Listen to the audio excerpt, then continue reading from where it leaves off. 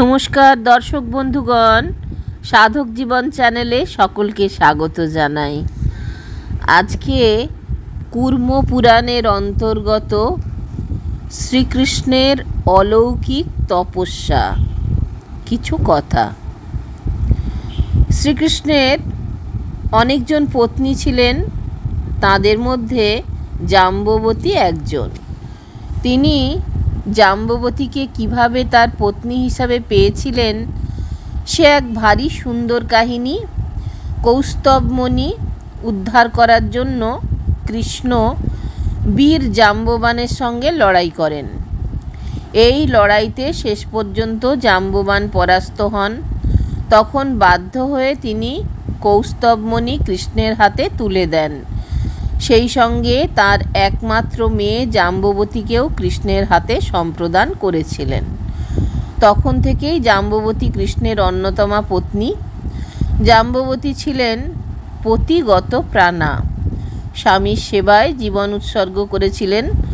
অন্যান্য স্ত্রীরা যেমন কৃষ্ণ প্রেমে মাতোয়ারা ছিলেন, জাম্ববতীও ঠিক সেই রকমভাবেই স্বামীকে শ্রদ্ধা ভক্তি করতেন। আর কৃষ্ণ সব পত্নীদের যে চোখে দেখতেন, জাম্ববতীকেও সেই একইভাবে সম্মান ও ভালোবাসা প্রদর্শন করতেন। শ্রীকৃষ্ণ মানুষের ছদ্মবেশধারী ভগবান, একথা সকলেই জানতেন। সকলে আরও জানতেন যে শ্রীকৃষ্ণ ইচ্ছে করলে যে কোনো অসাধ্য সাধন করতে পারেন। এমনই তার শক্তি, যদি কারো প্রতি বরাভয় প্রদর্শন করেন তাহলে সেই মানুষটিকে কেউ কখনো পরাস্ত করতে পারে না। এইভাবে শ্রীকৃষ্ণ এক প্রবাদ প্রতিম পুরুষের পরিণত হয়েছিলেন। শ্রীকৃষ্ণ অবশ্য তার আচার আচরণের মাধ্যমে ওই অলৌকিক শক্তির কথা কাউকে বলতেন না। তিনি যেন অতি সাধারণ স্তরের একজন মানুষ, রক্ত মাংস দিয়ে গড়া। আবেগ, অনুভূতি, ভালোবাসা, শ্রদ্ধা, ঘৃণা সবই আছে তার চরিত্রের মধ্যে, তবে অন্যদের তুলনায় একটু বেশি বুদ্ধিমান। এটাই বোধহয় তার একমাত্র গৌরব। যুগে যুগে ঈশ্বর মানুষের ছদ্মবেশ ধারণ করে এই পৃথিবীতে আবির্ভূত হয়েছেন। যখনই সভ্যতার সংকট দেখা দিয়েছে, মনে হয়েছে এই বসুন্ধরা বুঝি আর আমাদের কাছে এক বাসযোগ্য গ্রহ বলে বিবেচিত হবে না, তখনই ঈশ্বর এইভাবে পৃথিবীর বুকে নেমে এসেছেন, সাধারণ মানুষের সাথে মিলেমিশে থেকেছেন। অবশেষে সময় ও সুযোগ পেলে তার অলৌকিক লীলা প্রদর্শন করেছেন। দুষ্টের দমন ও শিষ্টের পালনে তার এই ভূমিকার কথা আমরা সকলেই জানি। কৃষ্ণকেও আমরা ওই দলভুক্ত করতে পারি।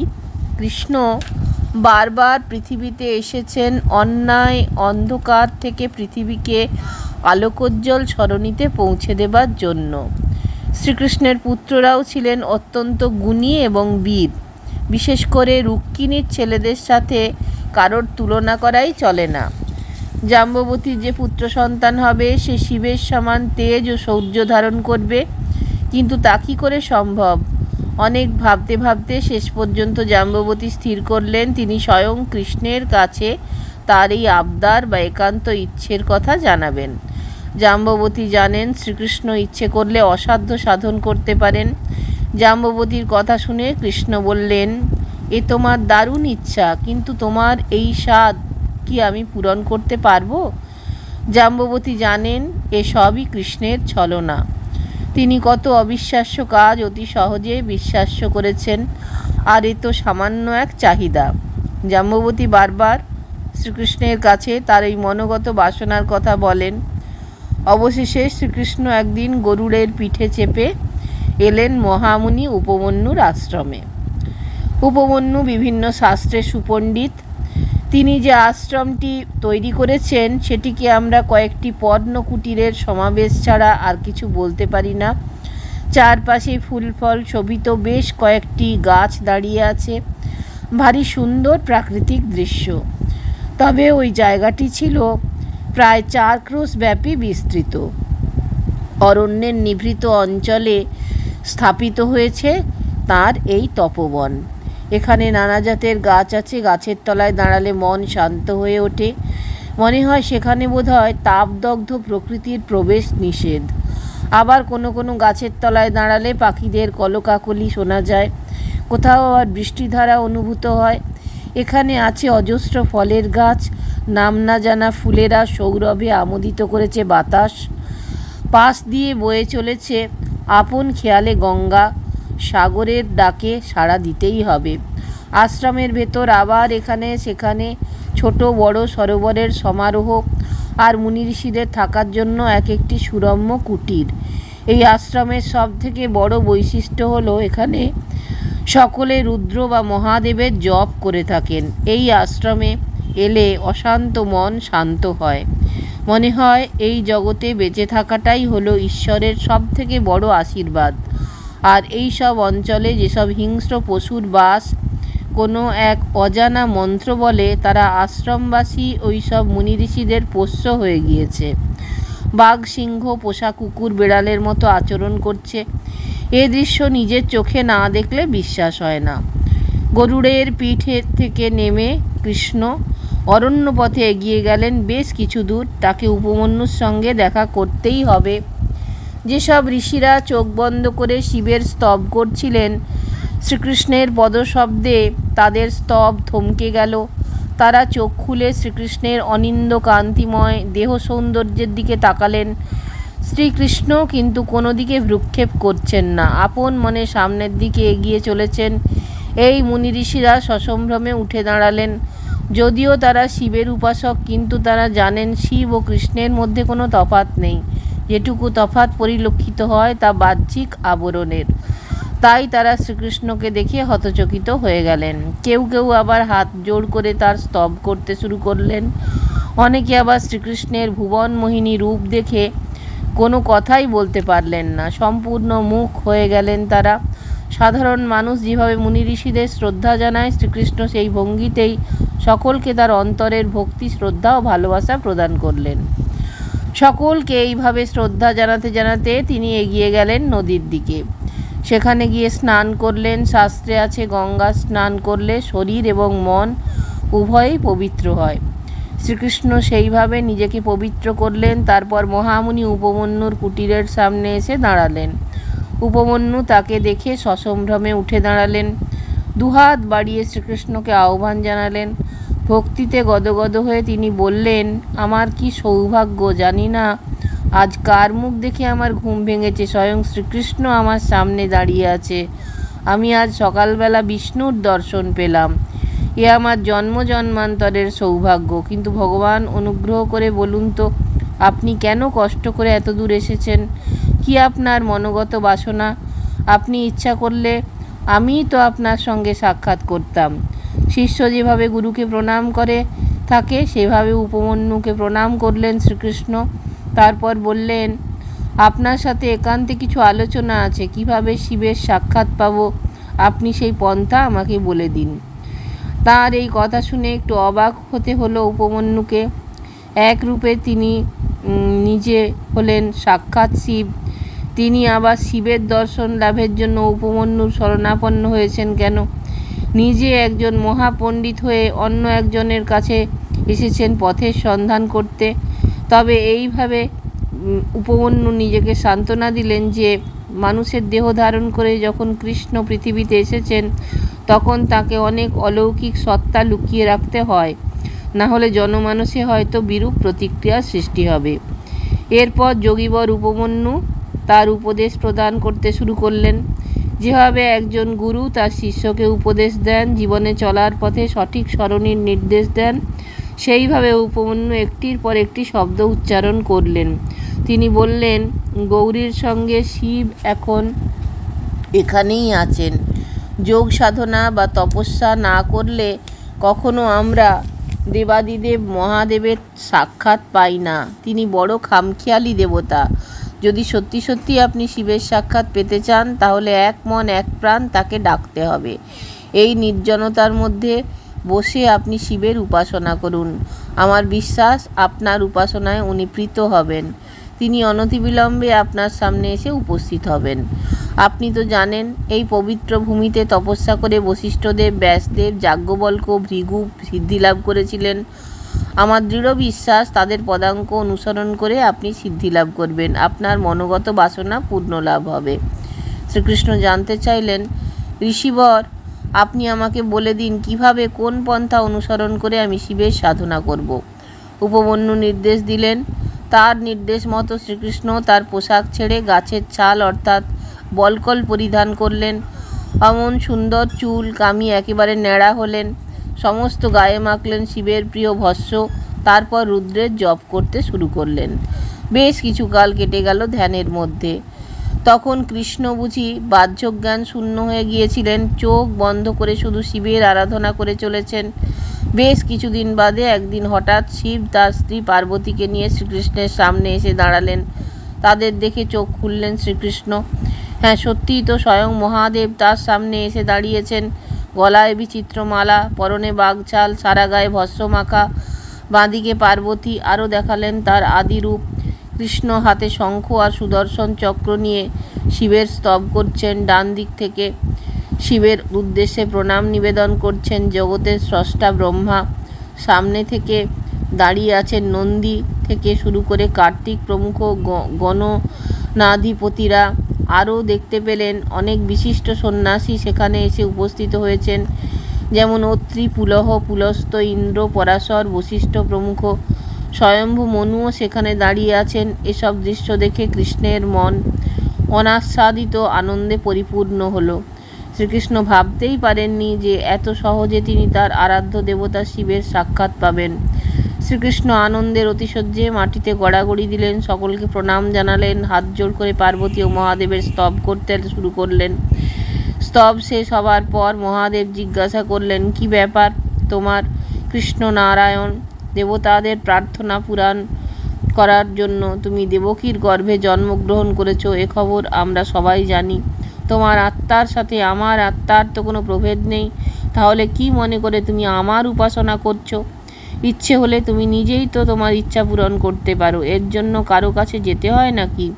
বলো তো, কী জন্য তুমি এইভাবে এত কৃচ্ছ সাধন করেছো? শ্রীকৃষ্ণ সব শুনলেন, তারপর মৃদু হেসে বললেন, যে যাই বলুক আর ভাবুক, আমি কিন্তু এখন আপনার সামনে প্রার্থী হিসেবে দাঁড়িয়ে আছি। আপনার মতো এক বলশালী এবং বীর্যবান পুত্র আমার দরকার। বলুন, তার জন্য আমাকে কি করতে হবে? শিব বললেন, ঠিক আছে, তোমার কামনা পূর্ণ হবে। দেবী গৌরীও কৃষ্ণকে অনেক বর দিয়েছিলেন। দেব মহেশ্বর শ্রীকৃষ্ণের একটি কামনা পূরণ করেই ক্ষান্ত হলেন না। শ্রীকৃষ্ণ নিজেও যে একজন পরমাত্মা সে কথা পরিষ্কারভাবে বুঝিয়ে দিলেন। তারপর কৃষ্ণকে গিয়ে মহাদেব এলেন তার নিজস্ব আবাসস্থল কৈলাসে। শিবের বাসস্থানে এসে কৃষ্ণ খুবই খুশি হয়েছেন। এখানকার প্রাকৃতিক পরিমণ্ডল দেখার মতো। চারপাশ পাহাড়ের অবস্থান, শান্ত স্নিগ্ধ পরিবেশ। এখানে এসে মন ঈশ্বরাভিমুখী হয়ে ওঠে। এখানে আসার পর কৃষ্ণ দ্বারকার কথা একেবারেই ভুলে গেলেন। সব সময় এখানে থাকতে ইচ্ছে করছে তার। শিবের সান্নিধ্যে তিনি নিজেকে অত্যন্ত ভাগ্যবান বলে মনে করলেন। মহানন্দে খেলা আর গানে মেতে রইলেন। এই অঞ্চলে সিদ্ধ, যক্ষ, গন্ধর্ব আর নাগেদের বসবাস। তারা কখনো ভাবতেই পারেননি যে স্বয়ং শ্রীকৃষ্ণ এসে তাদের খেলায় যোগ দেবেন। এমন সুন্দর কন্দর্পকান্তি চেহারা, মুখে সুস্মিত হাসি, ভারী অমায়িক এই মহাদেবতা। মহাদেবী এবং গৌরীর মধ্যেও একটা আলাদা রূপের ছটা আছে, কিন্তু শ্রীকৃষ্ণ যেন সকলের থেকে একেবারে আলাদা। মনে হয় এই জগতের কোনো দুঃখ তাকে বিন্দুমাত্র স্পর্শ করতে পারে না। তার মনের আকাশে সর্বদা হাজার সূর্যের উজ্জ্বল আলোক প্রভা। তিনি কথা বলেন এত আন্তরিকভাবে, মনে হয় তিনি যেন জন্ম জন্মান্তরের চেনা। তাই কৈলাসবাসীদের মধ্যে এক নীরব প্রতিযোগিতা শুরু হয়ে গেল। কে কত তাড়াতাড়ি কৃষ্ণের অতি প্রিয় সুহৃদ হয়ে উঠতে পারে তারই লড়াই। কৃষ্ণ সকলের সাথে আন্তরিকভাবে কথা বলেন। বেশ কিছুদিন হলো কৃষ্ণ দ্বারকা থেকে হিমালয়ে চলে গেছেন। দ্বারকাপুরী এখন শূন্য, খাঁ খাঁ করছে। দ্বারকার অধিবাসীরা এই বিরহ ব্যথা আর কতদিন সহ্য করবেন? শ্রীকৃষ্ণকে তারা মন থেকে ছাড়তে চাননি। কিন্তু যখন শুনেছিলেন যে শ্রীকৃষ্ণ তপস্যার জন্য যাচ্ছেন, তখন বাধা দিতে পারেননি। দ্বারকাবাসীরা ভাবছেন, এতদিন হয়ে গেল, শ্রীকৃষ্ণের তপস্যা কি শেষ হলো না? আর শ্রীকৃষ্ণ দ্বারকাতে নেই এই খবর রাক্ষস দৈত্যদের কাছে পৌঁছে গেছে। এতদিনে তারা লোলুপ দৃষ্টিতে দ্বারকা নগরীর দিকে তাকিয়ে থাকত, দীর্ঘশ্বাস ফেলে ভাবত যদি একবার শ্রীকৃষ্ণ এই নগরী থেকে বেরিয়ে যায় তাহলে তারা দ্বারকাবাসীদের ওপর ঝাঁপিয়ে পড়বে। এখানে শ্রীকৃষ্ণ নেই, তাই তারা অত্যাচার করতে শুরু করলো। দ্বারকাবাসীদের জীবন একেবারে অতিষ্ঠ হয়ে উঠল। এই সময় নারদ মুনি এলেন দ্বারকাতে। তিনি এসে সব খবর নগরবাসীদের কানে পৌঁছে দিলেন। তিনি বললেন, তোমাদের রাজা শ্রীকৃষ্ণ এখন মহানন্দে মহাদেবের সঙ্গে কৈলাসে বসবাস করছেন। তোমরা সকলে মিলে কৈলাসে যাও। শ্রীকৃষ্ণকে অবিলম্বে দ্বারকায় ফিরিয়ে নিয়ে এসো। দ্বারকাবাসীরা ভাবতেও পারেননি যে এমন ঘটনা সত্যি ঘটে গেছে। সঙ্গে সঙ্গে কৃষ্ণের বাহন গরুড় কৈলাসে এসে হাজির হলো। দূর থেকে দাঁড়িয়ে দেখলো ঠিক তাই, রত্নসিংহাসনে শিবের পাশে কৃষ্ণ আপন মনে বসে আছেন। রাজ্যের সিদ্ধযোগী দেবতা এবং তাদের পত্নীরা এ দুই ঈশ্বরকে মন প্রাণ দিয়ে পুজো করছেন। গরুড় এই দৃশ্য দেখে আর ঠিক থাকতে পারল না। ধীরে ধীরে সে শঙ্করের কাছে এগিয়ে গেল, করজোড়ে মহাদেবকে প্রণাম করলো। তারপর শ্রীকৃষ্ণকে বলল, প্রভু, আশা করি আমার অপরাধ আপনি মার্জনা করবেন। আপনি কি দ্বারকার কথা একেবারে ভুলে গেছেন? আপনি নেই তাই দ্বারকা এখন একেবারে শ্মশানের মতো মনে হয়। এতদিনে কৃষ্ণ বোধহয় সম্বিত ফিরে পেলেন। সত্যিই তো দ্বারকাবাসীদের প্রতি তার এমন আচরণ করা কখনোই উচিত হয়নি। রাজা হলে সবাগ্রে রাজকার্যের কথা মনে রাখতে হয়, প্রজাদের দুঃখের কথা ভাবতে হয়। তারপর একজন রাজা ব্যক্তিগত চিন্তাভাবনা করেন। শ্রীকৃষ্ণ সঙ্গে সঙ্গে সকলের কাছ থেকে বিদায় নিলেন। কৈলাসবাসীদের কাছে এ যেন বিনা মেঘে বজ্রপাত।